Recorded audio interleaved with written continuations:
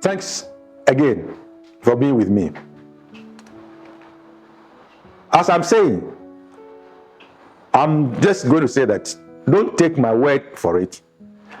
Go to the Bible and confirm what I'm saying, so that then you appreciate what the Lord is saying to us.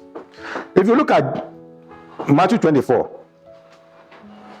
verse 5, and as I said before in verse 4, Jesus says, make sure nobody deceives you. People are deceiving people because they are not taking Jesus' word for that. There's a possibility that people will come out and deceive. But Jesus says, take heed that no one deceives you.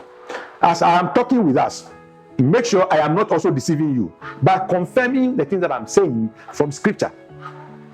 Don't read the Scripture and say that you think, or somebody said. If somebody says it, go back like the Bereans. When they heard the Scripture, Bible says they went back, took the Bible, and then went into to find out whether what they have heard is true or not. I will encourage you to do so. And then if you do that, God himself will protect your understanding. And verse 5 says, for many shall come in my name, saying, I am Christ, and shall deceive many. Let me take this one. Very, very serious statement. Verse 5. Very, very serious. Listen to what he's saying. Jesus begins to tell them, don't let anybody lie to you. Number one, many people will come in my name. They will come in my name. They will say, I am Jesus, I am a prophet, I am a pastor, I am so and so and so and so. And they will come using my name. Many of them. Then Jesus says this, for many shall come in my name, saying, the word is saying, I am Christ. In the many that shall come, not all of them will say I'm Christ. They will come, but one of them will have that ego to say that he is Christ. And Jesus says, be not deceived. Many will come, but one of them will have the courage to declare himself as Christ. Meanwhile, it was Jesus Christ who was talking. And he was talking about the small prince that we met before. He is going to come somewhere and declare himself as Christ. So be very watchful. They will come. And we have been seeing them. Many of them have come and gone. And still some are coming. And still more will come.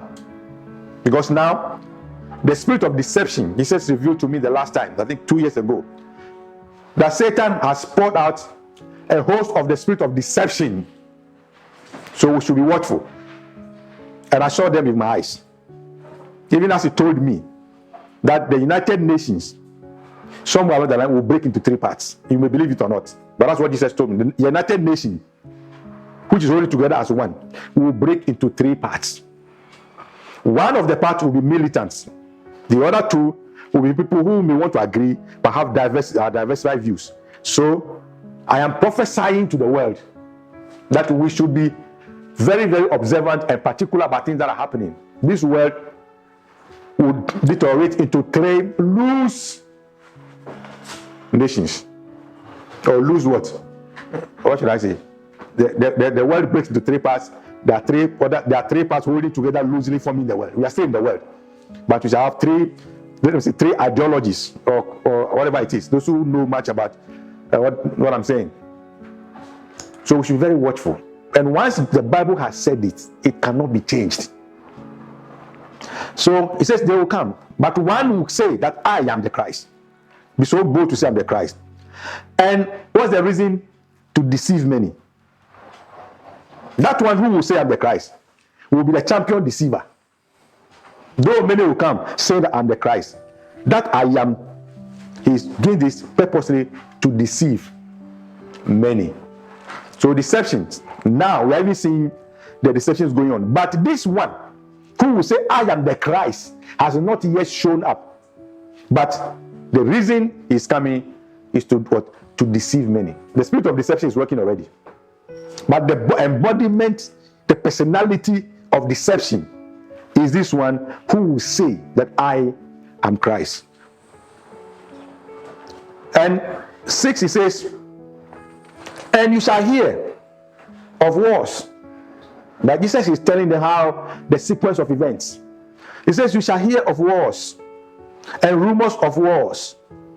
See that you are not troubled. These things will come.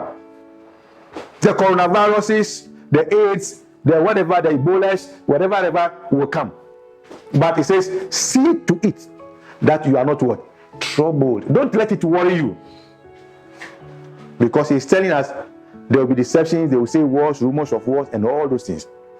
The last time, Russia was trying to threaten Israel. A few months ago. Trying to threaten Israel. But I believe, so long as God is protecting Israel, it doesn't matter who rises against Israel. Israel will win. God has not forsaken Israel. Israel will win. Then he says, see that you are not troubled. For all these things, emphasis, for all these things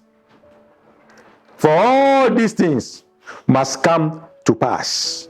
For all these things must come to pass. But the end is not yet.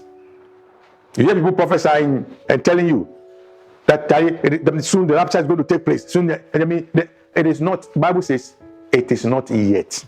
Whatever God has said must play the same way, because God will not speak and be surprised by him making a mistake.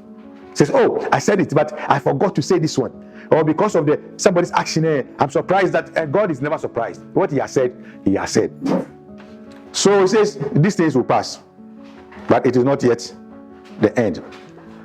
Then he goes to tell you, verse 7, for nation shall rise against nation, kingdoms against kingdom, and there shall be famines and pestilences and earthquakes in diverse places. These things will happen. But they will happen in intensity. It's not like one war here, one war. But it says nations will rise. As now, right now, China is trying to play the superpower. America is trying to, Russia, but all these things don't matter. They don't mean anything. What matters is that Israel and her neighbors become our calendar for the events of the earth, or the earth's journey. Look at Israel. Look at her neighbors. Because, others will happen. Others will happen. But Jesus is saying in the Bible that this thing is what? They will come, but it is not yet the end. Verse 8. Verse 8. Verse 8. All these are beginning of sorrows. Verse 9. And then wait. Verse 8. All these. All what? These. All this. All the things that we are hearing now. These kind of things, that they are just the beginning of what? Sorrows. It will happen. Once we are in this world, corrupted world, all these things will happen. And when it is happening, he says, don't be what? Don't be moved. Child of God, don't be moved. It is because of this that God is giving you the information to keep you alert in the times in which we are. Don't be moved. And then he says, again, all these things are the beginning of what? Sorrows. Sorrows will come. Sorrow will come. But that amount of sorrow he's talking about is not yet. This is the beginning. Beginning of a journey.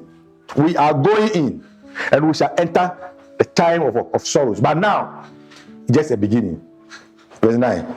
Then shall they deliver you up to be afflicted, and shall kill you, and ye shall be hated of all nations for my name's sake. Now, see what Jesus is saying. As he is telling you that there was rumors of war and that kind of thing, and he says, don't be worried. Don't be worried. This is the beginning birth plan. It is not yet what? Time. But when it is time, what they will do to you is this. And then shall they, and then shall what? They. Here there are two people here. Then shall they deliver you. So there is the they, and there is the you. The they people are delivering the you people into trouble. The you people, by definition, says they shall then deliver you to be afflicted, to be destroyed, to be killed, to be punished. For what reason? Just because you have my name, my namesake. So are you a Christian? Are you a Christian? You say you. Yes, those who are Christians according to the description here are the you people.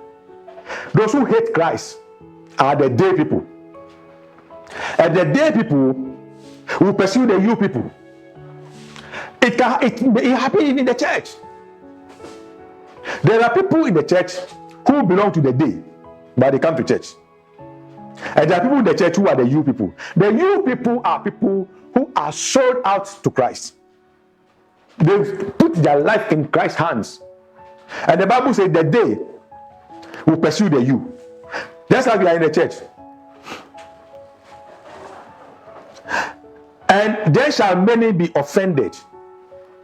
Verse 10. Remember the word they and the you. The they are fighting the you. Why are the they fighting the you? They are fighting the you because the you people have the name Christ on themselves. They are identified as Christians. So the they will chase the you. And Jesus says, they are pursuing you. They are afflicting you. They are doing evil to you just because they hate me. And you are my follower. You have my name. So then shall they deliver you on you to be afflicted, and shall kill you. And they shall kill you. And you shall be hated of all nations, of all nations, for my name's sake. So, child of God, don't be worried when people put charges on you falsely. You can be in the church. Somebody will go as a church member, put cases on you when he knows or he or she knows that he's telling a lie. But he says they are doing this because they belong to the they group. Those who hate me, those who don't like me, those who believe that I'm even there, they are pursuing you because you have my name, Jesus. You are called what? The Christian. So they are chasing after you because of my name. They will hate you. So when they hate you in this life, don't worry. They may hate you in this life, but in the other life, you'll be rewarded. And then shall many be offended, and shall betray one another, and shall hate one another. He's talking to Christians. You can be the pastor in the church. Your choir master will hate you. Your church leader will hate you. And in time of trouble, they may come and even reveal where you are. They will tell them, this is where you are. Because the day people have been assigned to deliver the you for payment. Because as many yous as they can point out, they are paid for it. So Jesus says, first of all, know this. Once you are my follower and you are a Christian in heart, you will meet all these things. But he says what? Don't worry. Don't fear. Don't be deceived. I will know how to protect my own. It is because of my name that they are pursuing you. But if they don't pursue you because you are a Christian, it means your Christianity is doubtful.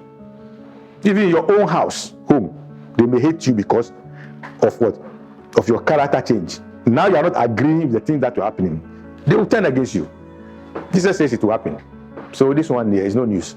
But you should hold fast for the name's sake.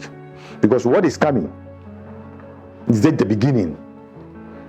So, friends, children of God, he says, they shall, and many shall be offended, and they shall betray one another, and shall hate one another. At this point, I'm not saying that go and hate anybody. A child of God, you are commissioned to love one another. If they will hate you, let them do it, for they have a price to pay for it, because they are persecuting you because of the name of Jesus. God bless you.